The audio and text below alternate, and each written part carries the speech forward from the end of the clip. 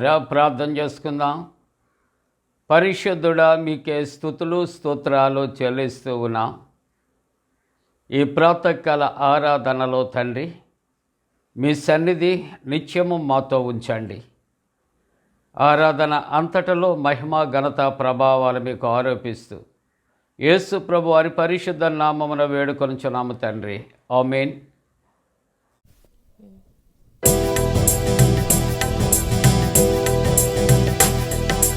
రాజాని భవనములో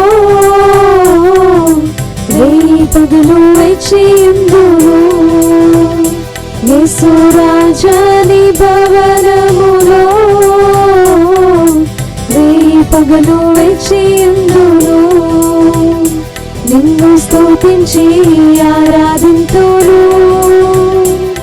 నా చింతలు మరచెదను. నిన్ను స్తుతించి ఆరాధింతును, నా చింతలు మరచెదను. ఆరాధనా ఆరాధనా అబ్బా తండ్రి నీకేనయ్యా. ఆరాధనా ఆరాధనా అబ్బా తండ్రి నీకేనయ్యా. రాజాని భవనములో రేపదులు వెచ్చియుందును. యేసు రాజాని భవనములో రేపదులు వెచ్చియుందును. పరిశుద్ధ పరచు యెహోవానే కాదేశ్, ఆరాధనా నీకే. పరిశుద్ధ పరచు యెహోవానే కాదేశ్, ఆరాధనా నీకే. రూపించు దైవం యెహోవా హోసేను, ఆరాధనా నీకే. రూపించు దైవం యెహోవా హోసేను, ఆరాధనా నీకే. ఆరాధనా ఆరాధనా అబ్బా తండ్రి నీకేనయ్యా. ఆరాధనా ఆరాధనా అబ్బా తండ్రి నీకేనయ్యా. రాజాని భవనములో రేపగలు వెచ్చియుందును. యేసు రాజాని భవనములో రేపగలు వెచ్చియుందును. ప్రియులారా, ప్రభు పేరిట మీకు శుభాలు. జన్మదినాలు, వివాహ దినాలు జరుపుకున్న కుటుంబాలకు యేసుక్రీస్తు ప్రభు పరిశుద్ధ నామమున పండు prince and sisters YouTube channel ద్వారా శుభాలు మీకు అందచేస్తా ఉన్నా. మీ కొరకు ప్రార్థన చేస్తూ ఉన్నాం. ప్రియులారా, మీరంతా క్షేమంగా, ఆనందంగా, ఆరోగ్యంగా ఉన్నారా? దేవునికి కృతజ్ఞతాస్తుతులు చెల్లిందాం. ఈ ప్రాతకాల ఆరాధన కొరకు ఏర్పాటు చేసిన పరిశుద్ధ లేఖనాన్ని కలిసి చదువుకుందాం. అందరము కూడా పరిశుద్ధ గ్రంథాన్ని తెరచి యెషయా గ్రంథము 26వ అధ్యాయము, యెషయా గ్రంథము 26వ అధ్యాయం 3వ వచనాన్ని మనం కలిసి చదువుకుందాం. ఎవని మనస్సు నీ మీద ఆనుకొనునో వానిని నీవు పూర్ణ శాంతి గల వానిగా కాపాడదు. మరలా చదువుకుందామండి. 3వ వచనము, ఎవని మనస్సు నీ మీద ఆనుకొనును వానిని నీవు పూర్ణ శాంతి గల వానిగా కాపాడదు. ప్రియులారా, మరి ఒకసారి ప్రభు పెరట మీ అందరికీ కూడా వందనాలు తెలియజేస్తూ ఉన్నాను. దేవుని యొక్క మరి వాక్య ధ్యానములో ఈ దినము కూడా మన అంశం, నీవు ఎటువంటి మనస్సు కలిగి ఉన్నావు. నిన్న ఉపోద్ఘాతంలో మనము జ్ఞాపకం చేసుకున్నాం. మనస్సులో కాదు, మనస్సు. ఎటువంటి మనస్సు కలిగి ఉండాలి? గత కాలములో మనము దైవ వాక్యాన్ని లేఖనాధారంగా ధ్యానం చేశాం. ఈ దినము కూడా దేవుని యొక్క వాక్యాన్ని లేఖనానుసారముగా మనం ధ్యానం చేస్తూ ఉంటున్నాం.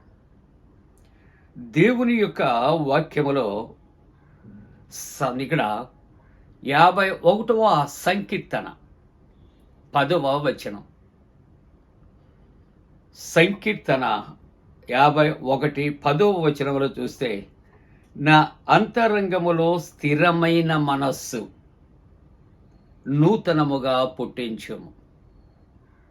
ఇక్కడ 2 మాటలు మనకు జ్ఞాపకం చేస్తున్నాయి. మనస్సు అనే దాని కొరకు మైండ్ అని చెప్పబడుతుంది. ప్రియులారా, మనం ఇక్కడ ఉంటాం.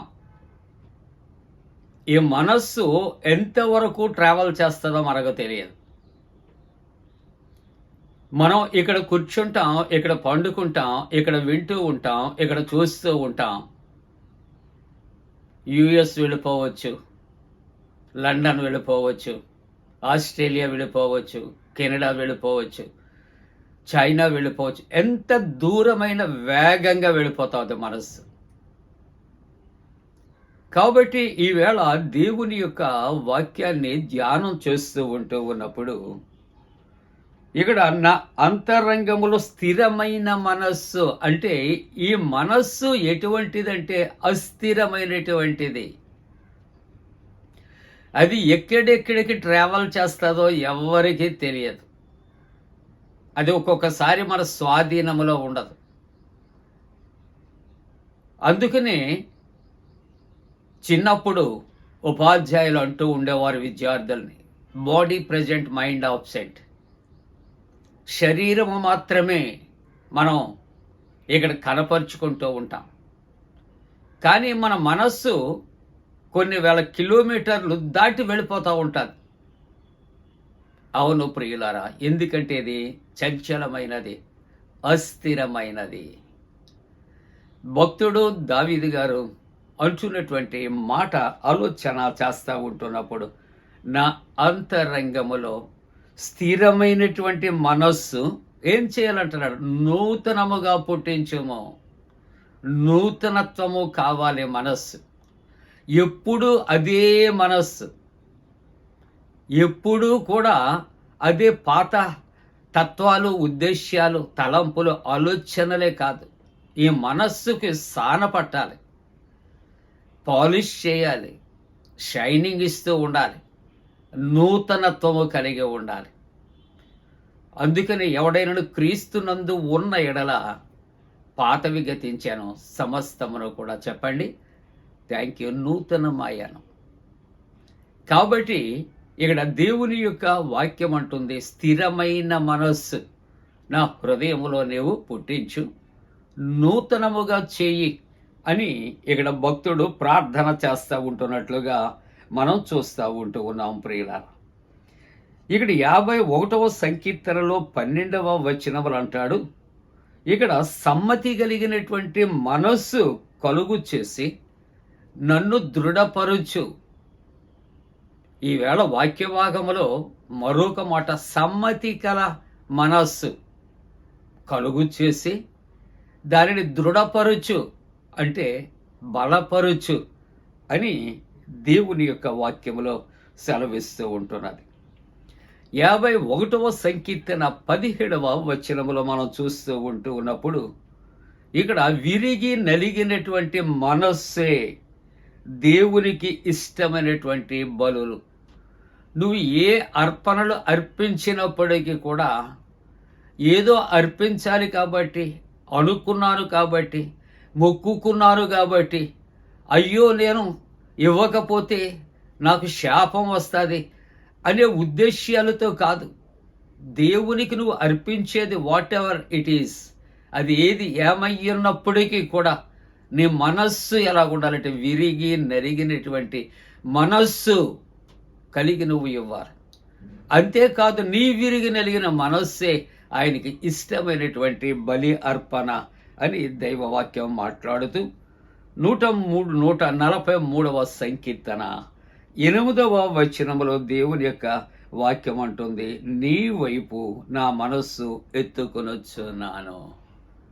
కాబట్టి ఈ మనస్సు నూతన పరచబడుచున్న మనస్సు, దృఢపరచబడుచున్నటువంటి మనస్సు, విరిగి నలిగినటువంటి మనస్సు, సమ్మతి కలిగినటువంటి మనస్సు, స్థిరమైనటువంటి మనస్సు, అది ఎవరి వైపు మనం ఎత్తి పట్టుకోవాలి అని ఆలోచన చేస్తే నీ వైపు నా మనస్సు ఎత్తుకొనొచ్చు ఉన్నాను.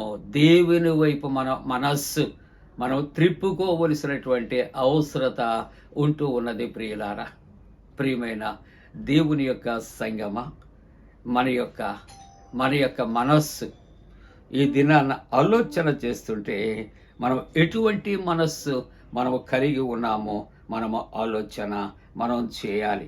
అందుకని ఇక్కడ సామెతల గ్రంథములో 15వ అధ్యాయములో 14వ వచనములో చూస్తూ ఉంటున్నప్పుడు, బుద్ధివంతుని యొక్క మనస్సు జ్ఞానమును వెదుకును. కాబట్టి మన జీవితాల్లో మనము అనగా క్రీస్తుని కలిగిన మనము బుద్ధివంతులముగా ఉండాలి అంటాడు.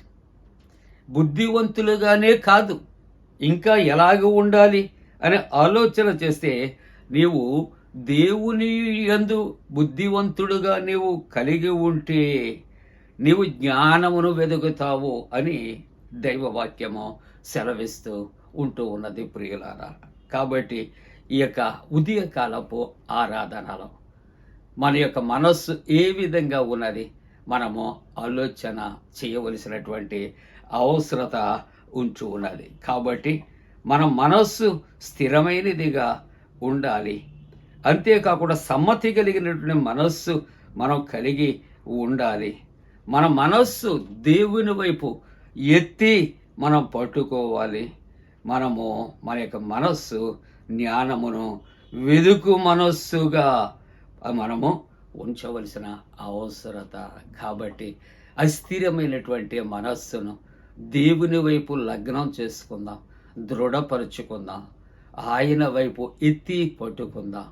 అట్టి స్థిరమైన మనస్సు కలిగి ఉండటానికి దేవుడు తన పరిశుద్ధాత్మకుడైన మనపై మెండుగా కుమరించునుగాక. ఆమేన్. ప్రార్థన. పరిశుద్ధుడా, నీకు వందనాలు నాయనా. మా అస్థిరమైనటువంటి మనస్సులు స్థిరపరచు. విరిగి నలిగిన మనస్సుగా నీ వైపు ఎత్తి పట్టుకుంటానికి కృపొచ్చే. జన్మదినాలు, వివాహ దినాలు జరుపుకుంటున్న కుటుంబాలను ఆశీర్వదించు నాయన. ఎండల తీవ్రత దూరపరచు. అనారోగ్యముతో ఉన్న వారిని స్వస్థపరచు. పరీక్షలు రాసిన వారిని నైనా, ఇదిగో కాంపిటేటివ్ ఎగ్జామ్స్ రాసినటువంటి వారిని ప్రభువా నీవు జాయము దాయిచ్చే. డిఎస్సి కొరకు సిద్ధపడుచున్న బిడ్డలకు జాయము కలుగుచ్చే.